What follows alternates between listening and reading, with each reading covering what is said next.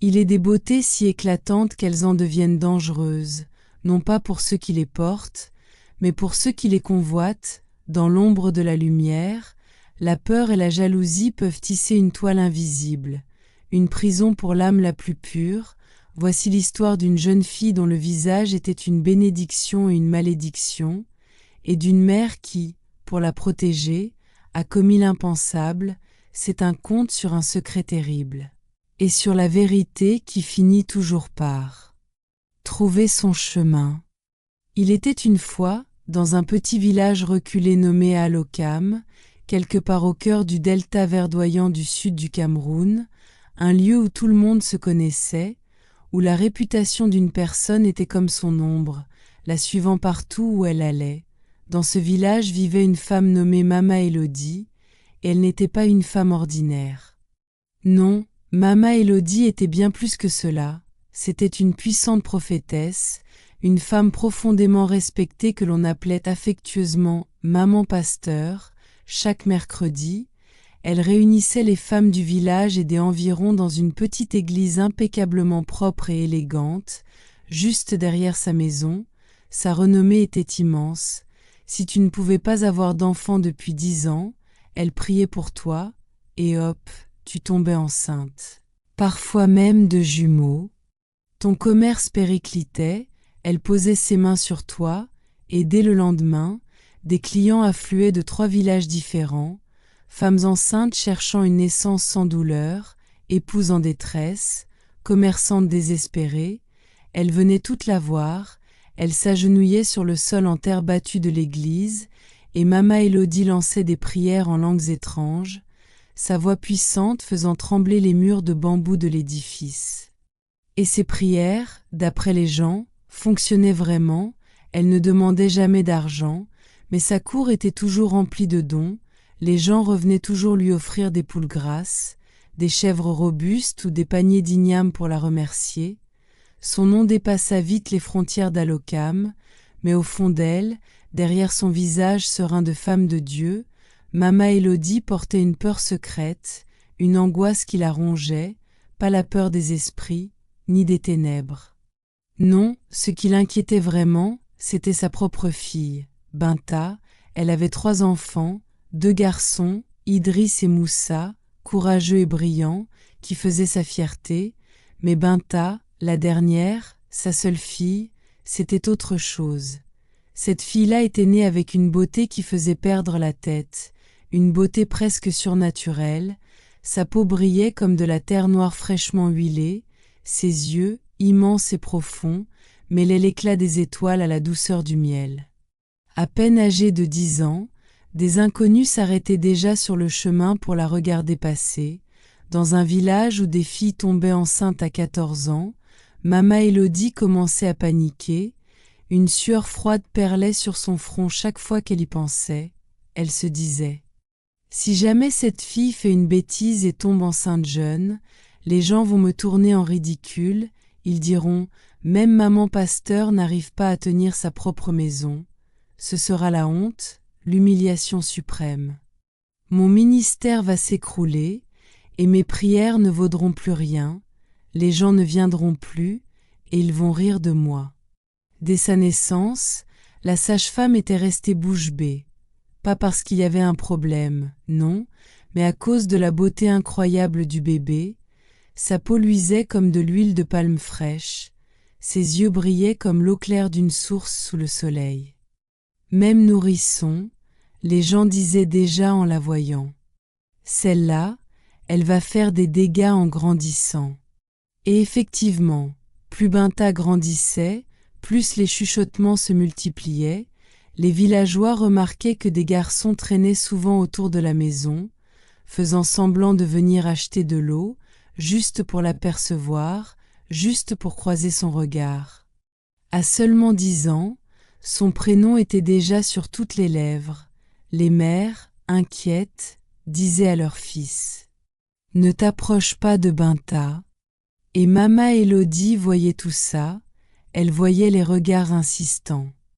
Les petits cadeaux glissés devant la porte, les mots doux cachés sous le paillasson, et ça lui rappelait une histoire qu'elle n'avait jamais oubliée. celle de sa propre sœur, Fatou, morte de honte.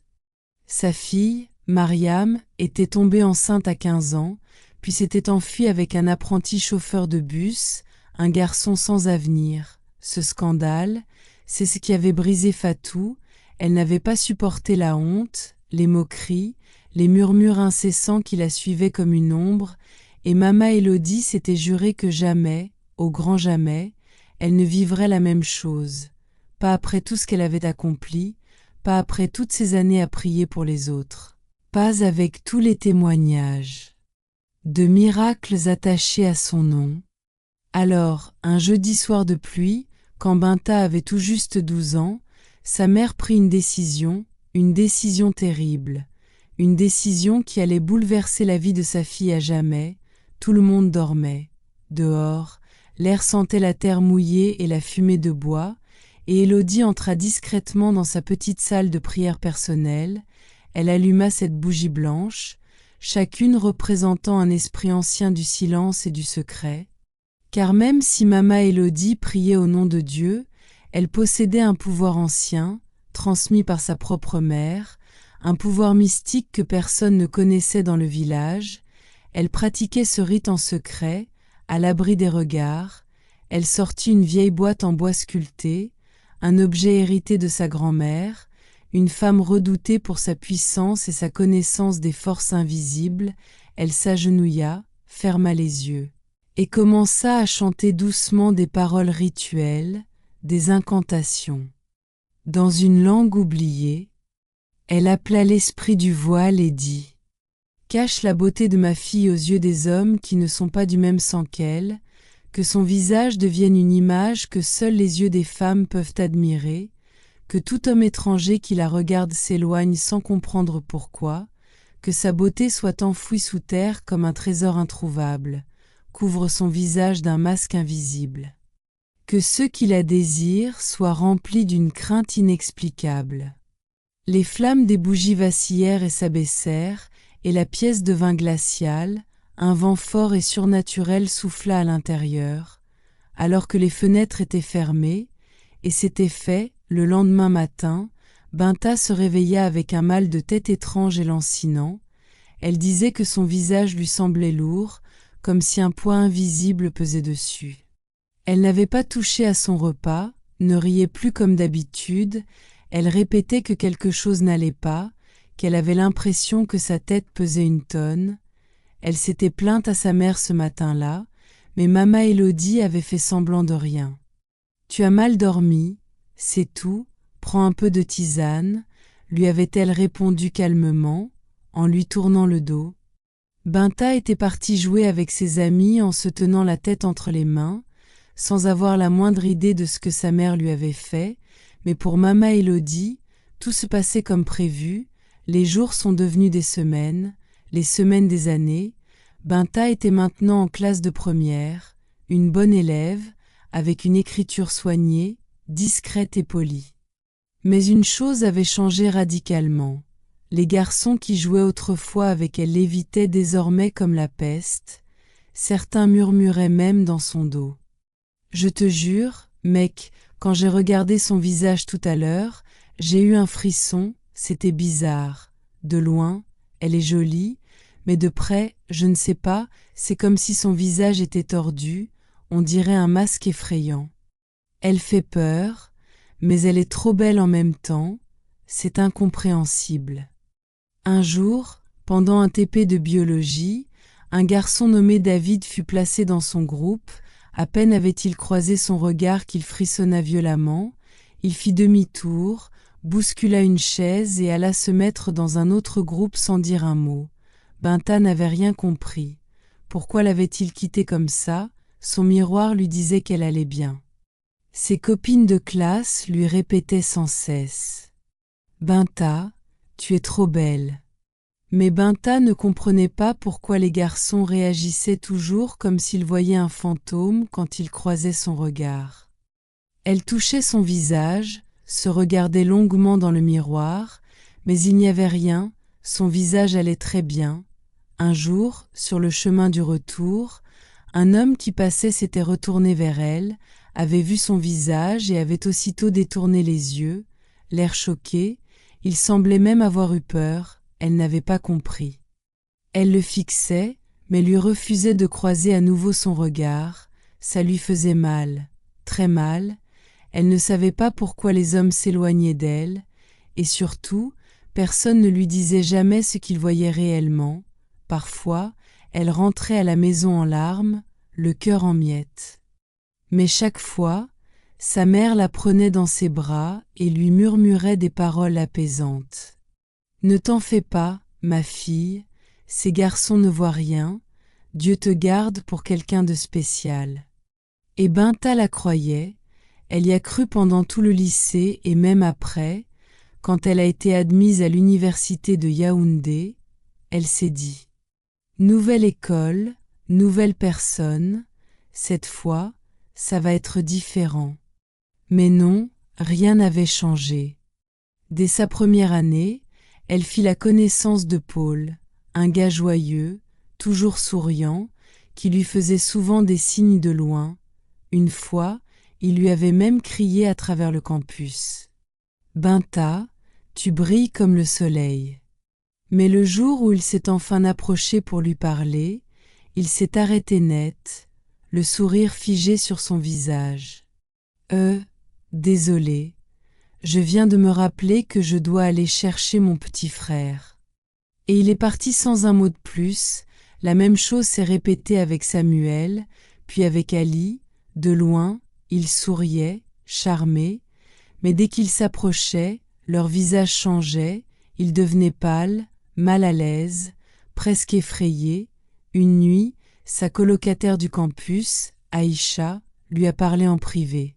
« Binta, promets-moi que tu ne vas pas te fâcher. »« Qu'est-ce qu'il y a ? » ?»« Un gars de mon département a dit à quelqu'un que ton visage changeait quand il te regardait de près, genre, il devient étrange ou effrayant. Je te jure, au début, je n'y ai pas cru, mais apparemment, 3 autres gars ont dit exactement la même chose. Mon visage change. Comment ça ? Regarde-moi. Tu vois quelque chose d'étrange. Non, justement, tu es super belle. C'est pour ça que je leur ai dit qu'ils disaient n'importe quoi. Moi-même, j'aimerais être aussi jolie que toi. Dit Aïcha en riant. Mais Binta n'était pas rassurée. Pas du tout. Cette nuit-là, elle s'enferma dans la salle de bain et pleura jusqu'à en perdre la voix. Elle frotta son visage avec une éponge et du savon, pensant qu'elle enlèverait quelque chose d'invisible, mais rien ne partit, elle resta des heures devant le miroir, son reflet était beau, normal, parfait, la plupart de ses amies avaient des petits copains. Certaines étaient même fiancées, et elle, rien, pas même une simple relation d'amitié avec un homme. Qui voudrait sortir avec une fille aussi moche ? Murmurait-elle parfois avant d'en rire nerveusement. Peu à peu, elle avait perdu toute confiance en elle, elle ne se trouvait pas assez bien pour un homme, et à chaque fois que ses amis complimentaient sa beauté, elle pensait qu'ils se moquaient d'elle, elle s'est mise à porter du maquillage très prononcé, espérant que ça changerait quelque chose, mais c'était pire. Un jour, pendant un cours magistral, un de ses professeurs, un homme, s'est permis de faire une blague cruelle sur elle devant tout le monde, il a comparé son visage à celui d'un vieux masque traditionnel de son village. Les garçons ont ri bruyamment, mais les filles, elles, ne comprenaient pas du tout ce qu'il y avait de drôle, parce que Binta, pour elle, était magnifique. Elle a continué à subir tout ça en silence jusqu'à la fin de ses études, et même après l'université, la vie n'a pas été plus tendre. Elle avait trouvé un bon emploi en ville, à Kribi, dans une entreprise financière de taille moyenne. Elle s'était offert un bel appartement, elle s'habillait bien, se maquillait, mettait du parfum, parfois même des parfums qui lui coûtaient la moitié de son salaire, mais rien n'y faisait, les hommes au travail lui souriaient poliment, mais ne faisaient jamais un pas de plus. Elle a fini par se demander si elle avait une mauvaise odeur. Parfois, elle se reniflait en cachette dans les toilettes. Il y a quelque chose qui cloche, c'est sûrement spirituel, ça ne peut être que ça, se disait-elle. Et c'est à ce moment-là qu'un nouveau collègue est entré dans sa vie, un certain Marc. Il venait d'arriver dans l'entreprise, calme, posé, plutôt beau garçon. Il travaillait dans l'unité financière, il avait une manière discrète d'être là, sans bruit, mais avec une présence indéniable. Un soir, alors que Binta finissait un dossier à son bureau, il s'approcha doucement. « Bonsoir. Désolé de te déranger. »« Oui, » répondit-elle, un peu surprise. Il prit une grande inspiration, cherchant ses mots. « S'il te plaît, ne le prends pas mal, ça fait des mois que je t'observe. Tu es vraiment belle, tu as une allure élégante, mais je dois être honnête avec toi, à chaque fois que j'essaie de te parler, il se passe quelque chose de bizarre. »« Bizarre, comment ça ?» demanda-t-elle. « Ton visage, il change, je vois autre chose.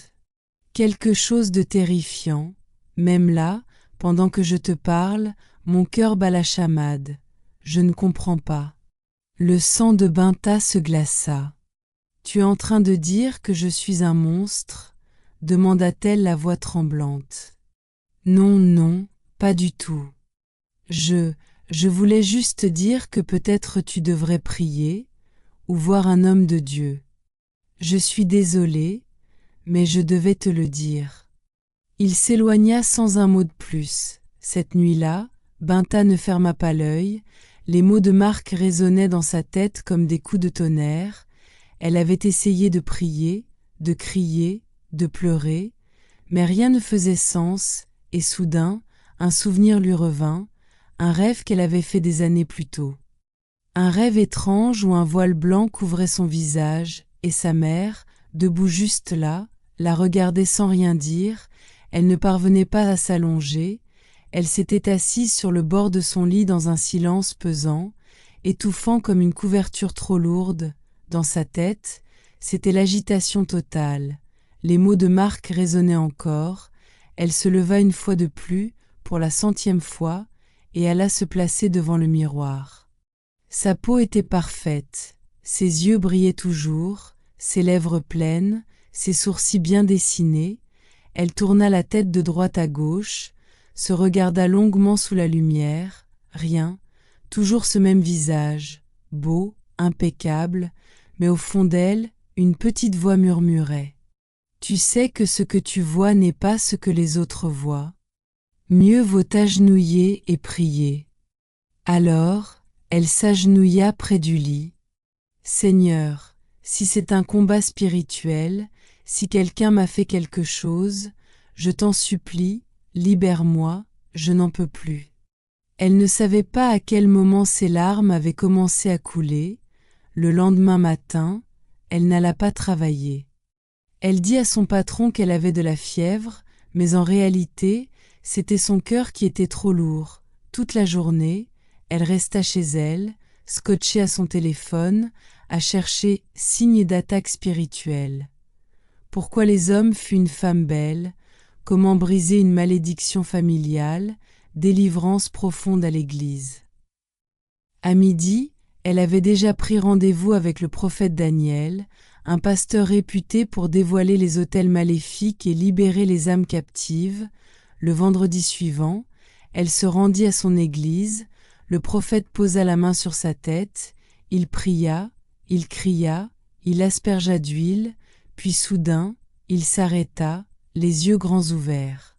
« Je vois un voile épais.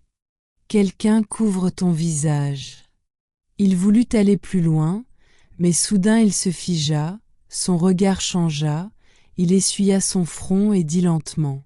« La source est toute proche de toi, mais elle est soigneusement dissimulée. Il faut que tu pries avec ferveur et que tu jeûnes pendant 7 jours, et le jeûne t'éclairera. » Binta avait jeûné pendant 7 jours complets, priant de tout son cœur jusqu'à l'épuisement. Mais malgré tous ses efforts, rien ne changeait. Dans les 2 mois qui suivirent, elle visita 3 autres églises. À chaque fois, les pasteurs disaient voir un voile, mais aucun ne parvenait à le lever, son cas semblait trop mystérieux, trop puissant. Un d'entre eux alla jusqu'à lui demander une chèvre blanche pour approfondir la révélation. Elle acheta l'animal et le remit au pasteur. Pourtant, après tout cela, il n'en ressortit rien. Le problème restait entier, comme figé dans l'ombre, un soir, alors qu'elle était en appel vidéo avec sa mère, qui était toujours au village. Celle-ci fronça les sourcils en voyant son visage amaigri. « Ma fille, tu as l'air malade. »« Non, maman, je vais bien. » Répondit Binta. « Tu n'as pas l'air bien du tout. Je suis juste fatiguée, peut-être. » Au fond d'elle, Binta bouillonnait, elle avait envie de lui hurler. Comment se fait-il que sa mère, la grande prophétesse du village, n'ait jamais détecté ce voile que tous les pasteurs qu'elle a rencontrés ici ont vu? Mais aucun mot ne sortit. Sa langue ne la suivait pas, elle n'arrivait tout simplement pas à parler. Puis un matin, 3 mois après toutes ses tentatives ratées, son téléphone sonna. C'était Adèle, son amie d'enfance.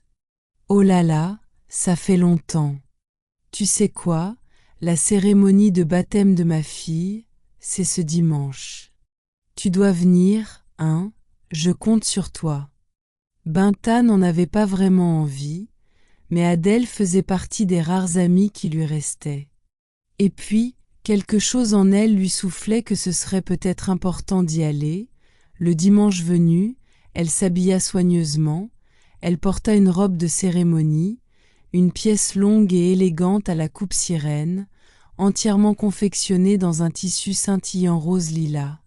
Elle épousait parfaitement sa silhouette, avec un col sans manches, un décolleté en V profond et des bretelles perlées qui mettaient en valeur son buste. Elle ajouta un peu de poudre dorée sur ses pommettes. Elle était splendide, elle ressemblait à une reine. En se regardant dans le miroir, elle se dit « Peut-être qu'aujourd'hui, quelque chose de bien va enfin se passer. » L'église était petite, une nouvelle branche d'un mouvement pentecôtiste. À l'intérieur, les chants étaient forts, les tambours faisaient vibrer les murs, et les applaudissements donnaient presque l'impression de faire trembler le ciel. Assise au 2e rang, Binta souriait poliment à ceux qui la saluaient. Elle essayait de profiter de la musique, d'oublier ses douleurs, ne serait-ce que pour un instant, puis le pasteur invité monta sur l'estrade. C'était un homme petit, chauve, au regard fixe et intense. Comme s'il n'avait pas cligné des yeux depuis des heures, il ne se présenta même pas, il ouvrit simplement sa Bible, lut un unique verset dans Isaïe, puis releva la tête, il se mit à balayer la salle du regard, lentement, jusqu'à ce que ses yeux s'arrêtent sur elle. Il leva la main et dit d'une voix ferme : « Toi, la femme en rose, lève-toi, s'il te plaît. » Le cœur de Binta s'emballa, elle se leva, hésitante. « Comment s'appelle ta mère ? » demanda-t-il. « Mama Élodie, » répondit-elle à voix basse. « Est-elle encore en vie ? » ?»« Oui, monsieur. » Le pasteur marqua une pause, baissa légèrement le ton, puis déclara : « Il y a un voile puissant sur ton visage. Un voile qui fait peur aux hommes, qui les pousse à fuir. Quand ils te regardent, ils ne voient pas ta vraie beauté, mais une image effrayante. Ce voile a été posé sur toi quand tu étais jeune, par quelqu'un qui craignait plus la honte publique que ton bonheur personnel, une personne qui se cache derrière la religion. » Un frisson parcourut l'église, Binta sentait ses jambes vaciller. Le pasteur continua : « Cette personne est très proche de toi, mais elle ne dira jamais la vérité, à moins d'y être contrainte. » Binta éclata en sanglots, Adèle courut vers elle pour la soutenir, et le pasteur, sans détour, ajouta : « Cette personne, c'est ta mère. Et quand tu rentreras chez toi, je veux que tu lui poses 2 questions. Qu'est-ce que je t'ai fait ? Qu'est-ce que tu as mis sur mon visage ? » Elle n'en revenait pas, C'était donc sa propre mère. « Binta, qu'est-ce qui se passe ?» demanda Adèle en l'aidant à se rasseoir doucement sur le banc. Mais Binta ne répondit pas. Elle pleurait sans pouvoir s'arrêter, incapable d'articuler un mot. C'était comme si quelque chose s'était brisé en elle. Quand le culte prit fin, elle ne salua personne, elle se leva, quitta l'église sans un mot et prit un taxi en direction d'Alokam. Son village, elle ne fit même pas de détour pour manger. À peine arrivée, elle entra directement dans la maison. Le regard fixe, le pas décidé, sa mère était dans la cuisine en train de préparer un plat de ndolé. « Maman, dit-elle d'une voix tremblante. Élodie leva la tête. « Oui, ma fille, tu es rentrée à l'improviste, il y a un souci. Est-ce que tu m'as fait quelque chose quand j'étais enfant ? » « Comment ça ?» Binta reprit, les larmes aux yeux. « Est-ce que tu as fait quelque chose à mon visage, spirituellement, qui repousse tous les hommes que je rencontre ?» Sa mère cligna des yeux, visiblement surprise. « Attends, c'est quoi cette histoire maintenant ? Maman, s'il te plaît, réponds-moi. Dieu m'en préserve.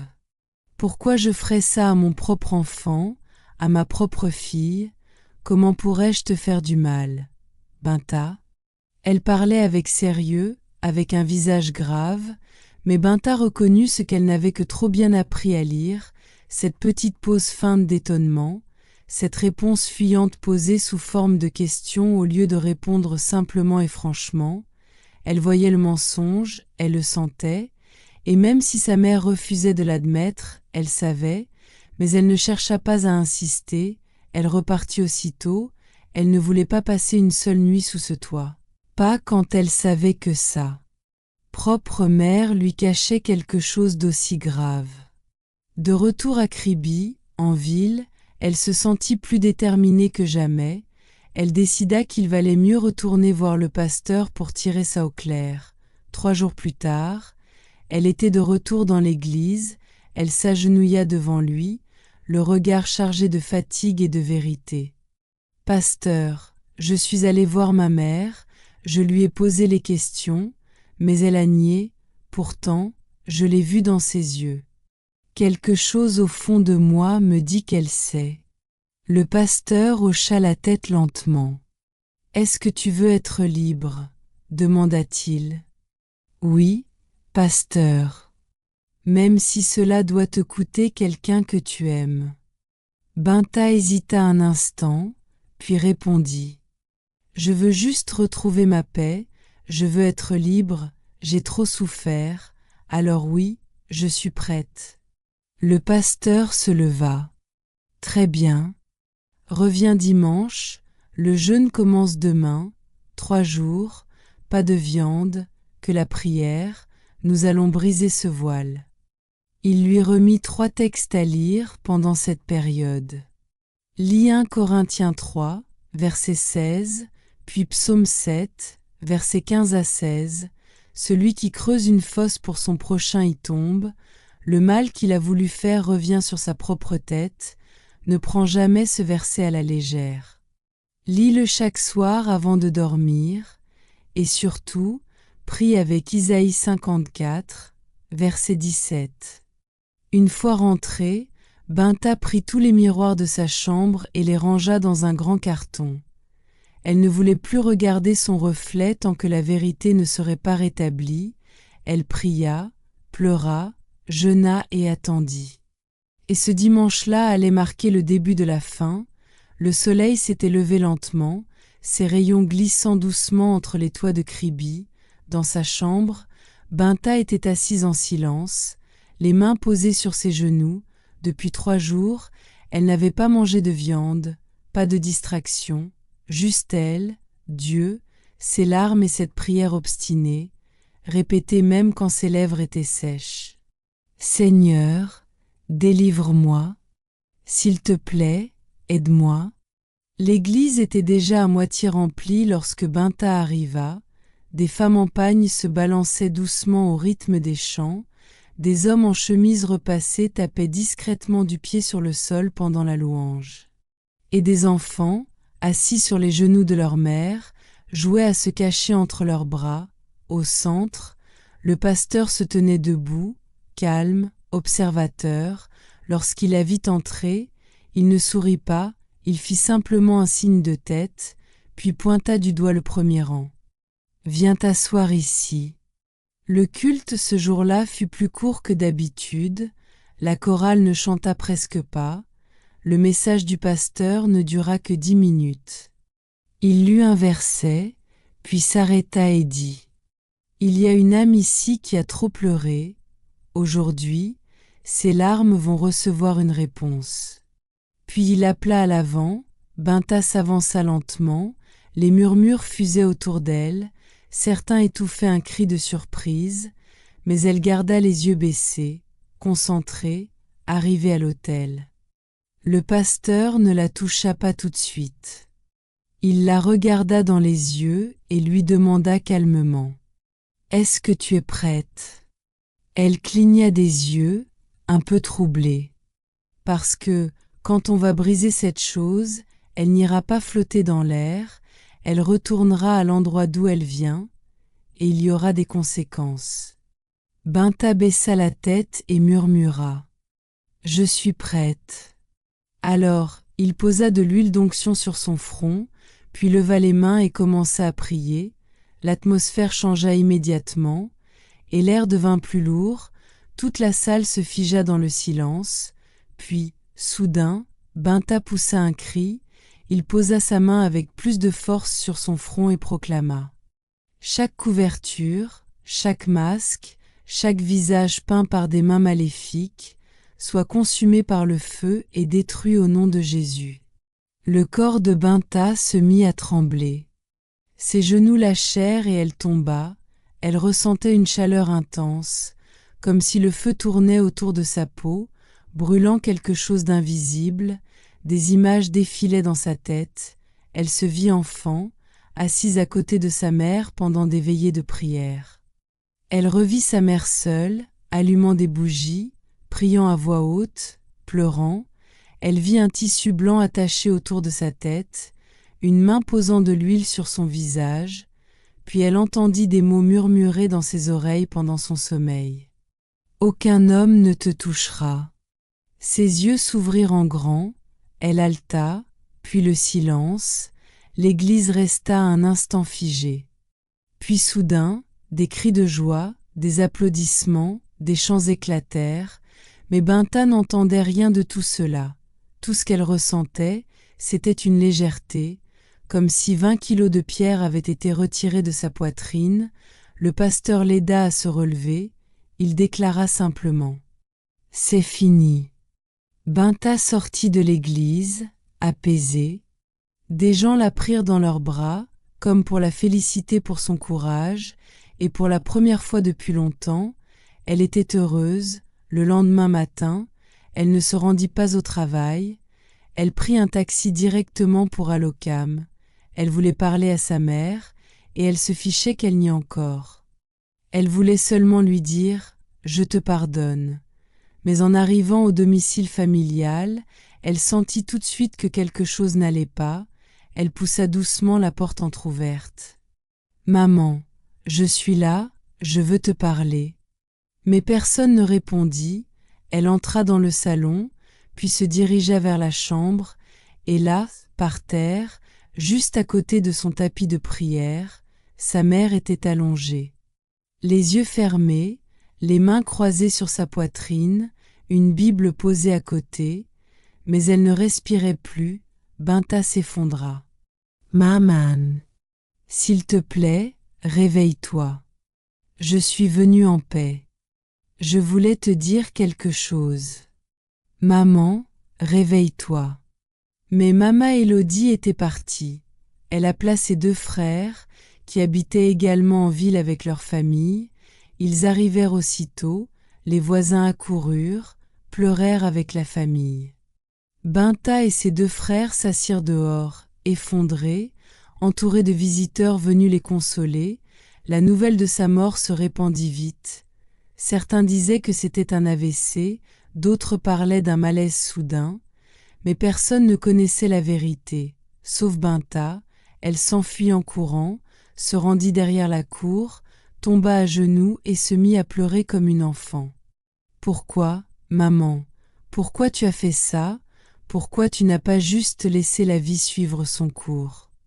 Elle pleura jusqu'à ce que les larmes ne sortent plus, et cette nuit-là, elle ne dormit pas, elle resta là, assise, les yeux tournés vers les étoiles, à se demander, avait-elle regretté son geste? Binta ne le saurait jamais, mais une chose était certaine. Le voile avait été levé, et le prix avait été payé.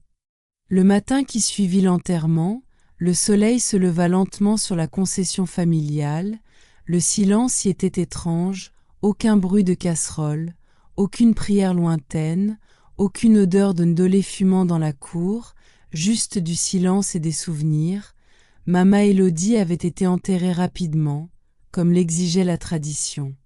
L'église insista pour lui rendre hommage, ce qui fut fait, les gens pleuraient, certains étaient venus sincèrement pour faire leur deuil. D'autres simplement par curiosité, mais Binta, elle, ne pleura pas en public. Une fois les visiteurs partis, encore une fois, elle s'était assise seule derrière la maison, les bras autour de ses genoux, fixant l'horizon, elle murmura « Je suis libre maintenant, maman. Je suis libérée du maléfice que tu as invoqué sur ma vie. La seule chose que je regrette, c'est de ne pas t'avoir dit en face que je te pardonnais avant que tu ne partes. » Les semaines qui suivirent, Binta retourna au travail, les choses commencèrent à changer. Ses collègues masculins, qui jusque-là se contentaient de hocher la tête en passant, s'arrêtaient maintenant pour lui dire bonjour. Certains souriaient même un peu trop longtemps. Un jour, un employé nommé Ali lui apporta un sachet de plantain mûr à l'heure du déjeuner. « Je suis tombée dessus en venant au bureau. Je me suis dit que tu aimerais. » Elle resta figée. Jamais personne ne lui avait fait ce genre d'attention auparavant. Un autre jour, Monsieur Duval, le responsable des ressources humaines, la convoqua dans son bureau. « Mademoiselle Binta, je vous l'ai déjà dit, vous êtes très élégante quand vous portez vos tenues traditionnelles, vous illuminez l'entreprise. » Elle répondit par un sourire poli, mais à l'intérieur, elle tremblait, même Marc, celui qui lui avait recommandé de voir un pasteur, revint vers elle, c'était un vendredi soir. Elle se dirigeait vers la sortie quand elle entendit sa voix derrière elle. « Binta, est-ce qu'on peut parler ?» Elle s'arrêta, elle se retourna lentement, il avait l'air différent, moins sûr de lui, peut-être même un peu nerveux. On ne s'est plus vraiment parlé depuis la dernière fois. Alors, ça va, j'ai l'impression que quelque chose a changé. Elle hocha la tête doucement. Oui, ça va. Marc prit une grande inspiration. Je ne voulais pas te blesser ce jour-là, Binta, je ne comprenais pas ce que je voyais, mais aujourd'hui, je ne vois plus rien. Elle le regarda droit dans les yeux. C'est normal, Dieu m'a délivrée. Qu'est-ce qui s'est passé? Demanda-t-il. J'étais maudite, répondit-elle simplement, par quelqu'un de très proche. Il resta silencieux un moment, puis dit « Je suis désolé pour ce que tu as traversé et pour ce que je t'ai fait ressentir. Pas de souci, et tu sais, c'est grâce à toi que j'ai commencé à chercher un pasteur pour ce problème. Donc, je te remercie, Marc, répondit-elle en hochant la tête.